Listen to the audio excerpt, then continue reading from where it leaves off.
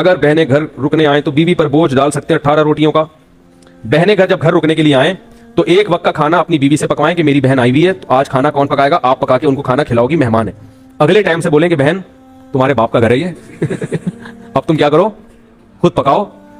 चलो मेरी बीवी के लिए नहीं तो अपने लिए खुद पकाओ। ये जाके फिर बीवी पे इतनी जिम्मेदारियां डालना।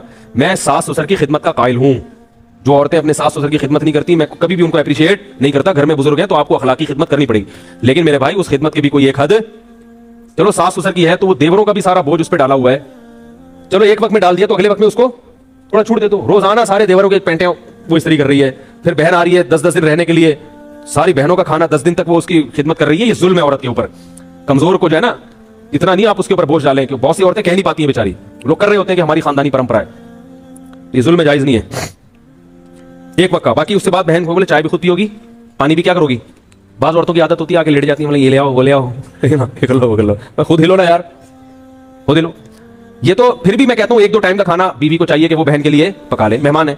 हमारे हजरत इतना करते थे कि अपनी खिदमत में अपनी बीवी से, ये तो बड़े खानदानी अखलाक हैं जो मार्केट से क्या है। औरत को चाहिए खुद से शौहर की खिदमत करे और अपने ससुर और सास की, बाकियों की खिदमत करे नहीं करे उसकी मर्जी है, लेकिन सास ससुर और शौहर इनकी खिदमत बढ़ चढ़ के खुद से करे। और सास और ससुर को चाहिए कि जब वो खिदमत कर रही है तो आप खुद से उसका भी ख्याल करो, उसको थोड़ा सा सोते हुए ना उठाओ। अब सास अगर बहुत बूढ़ी है बेचारी, उठ के जा नहीं सकती किचन तक, फिर तो चलो सोती हुई बहू को उठा दे। अगर खुद से जा सकती है तो कोई किसी सोते हुए को उठाना ये क्या है, बोलो भाई। हमने किसी आलिम बुजुर्ग को नहीं देखा बीवी सो रही हो तो उसको उठा के बोले कि नाश्ता बनाओ।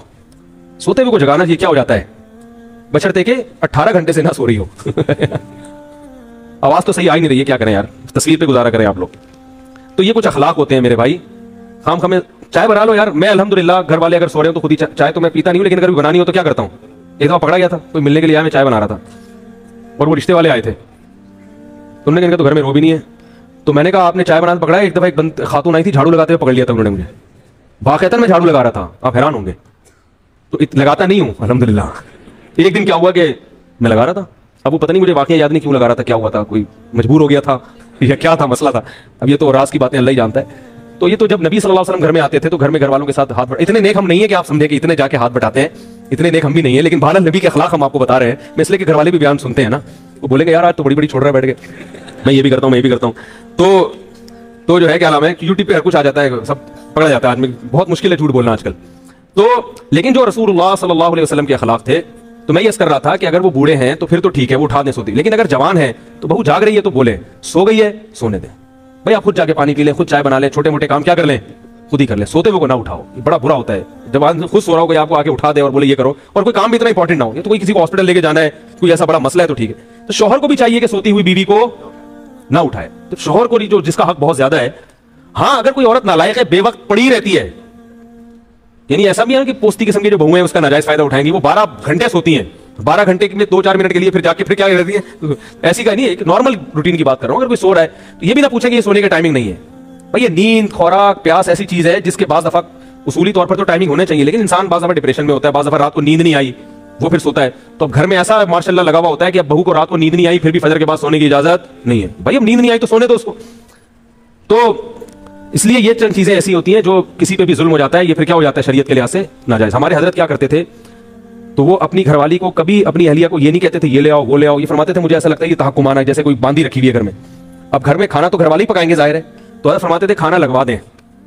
हालांकि लगाना हजरत की अहलिया नहीं है, मगर हजरत ये नहीं कहते थे खाना लगा दें। हजरत फरमाते थे इसमें मुझे ऐसा लगता है जैसे मैं क्या कर रहा हूं, किसी को नौकर रखा हुआ और मासी को ऑर्डर दे रहा हूं, तो खाना लगवा दें। हालांकि लगाना किसने है, जब खाना खत्म हो गया तो हजरत फरमाते थे खाना किसी से कह के उठवा लें, तो खुद ही उठाती थी। कौन था घर में, लेकिन लबो लहजा इज्जत देने वाला, अगले को लगे कि ये मुझे क्या दे रहे हैं, इज्जत दे रहे हैं। तो आप अपनी तरफ से इज्जत दो, फिर भी अगर खिदमत ना करे तो फिर शिकायत लगाओ भाई किसी को, इज्जत नहीं दे रहे आपने, टुडे मार मार के जो है ना।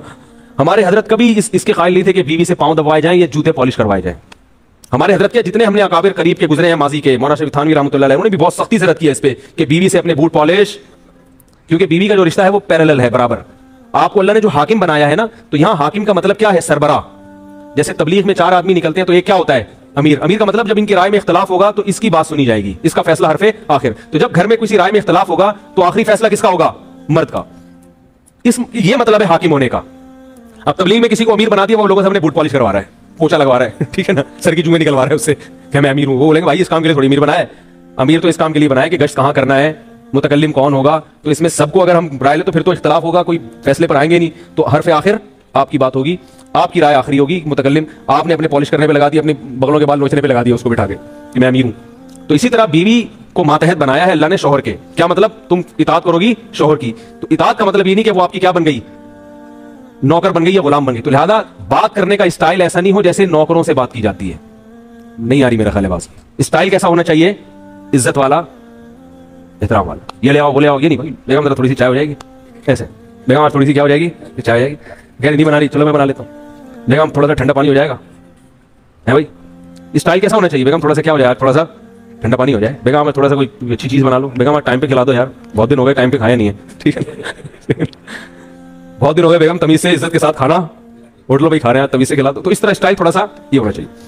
अगर शरीफ खानदान की होगी तो समझ में आ जाएगा उसके, अगर अच्छे खानदान की होगी तो इंशाल्लाह समझ में आ जाएगा। अगर अच्छा खानदान ही नहीं है तो फिर उसका कोई इलाज, फिर उसको पुलिस भी सीधा, क्योंकि पुलिस वालों की बीवी, पुलिस वालों के भी फोन आते हैं मेरे पास बीवी सेटिंग पे नहीं आ रही, कहते हैं यार तुमने बड़े बड़े गुंडों को सेट कर लिया है, कह रहे यार गुंडों को सेट कर लिया बड़े बड़े, बेगम सेटिंग पे।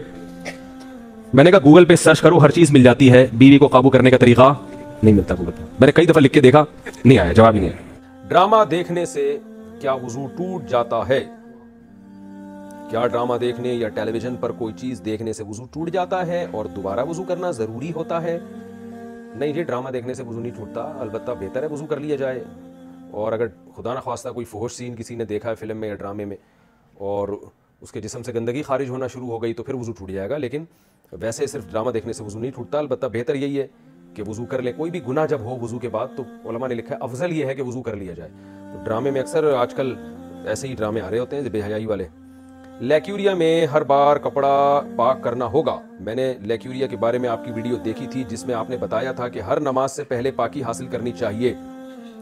तो अगर शलवार पर नापाकी लग गई है तो क्या हर दफा नमाज से पहले इसे बदलना या धोना जरूरी होगा या क्या हुक्म होगा? मरियम साहबा कराची से। देखें, लेक्यूरिया में अगर इतनी थोड़ी सी एक दो कतरे शलवार पे लगे हैं, एक दो कतरे, तो वो तो उसको तो धोना जरूरी नहीं है। कम से कम एक दिरहम के बकदर, यानी हथेली की जो गहराई है ना, इसके बकदर अगर निजासत फैल गई है तो फिर उसको धोना लाजिम है। तो अंदाजे से शलवार को या कोई भी जो भी चीज़ पहनी हुई है उसको अंदाजे से आप गालिब गुमान लगाएं कि यार कहाँ गंदगी लगी होगी, तो वो पल्लू पकड़ के नलके के नीचे इतना धो के रगड़ दिया जाए, तो बस फिर वहम ना किया जाए।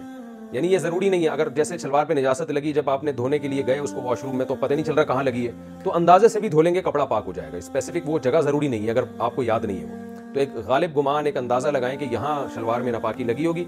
उसके बाद उसको आपने थोड़ा सा पानी से ऐसे करके नलका पे पानी बहाया और थोड़ा रगड़ के निचोड़ दिया, तो बहाने से पानी जो है वो पाक हो जाता है, कपड़ा पाक हो जाता है पानी बहाने से।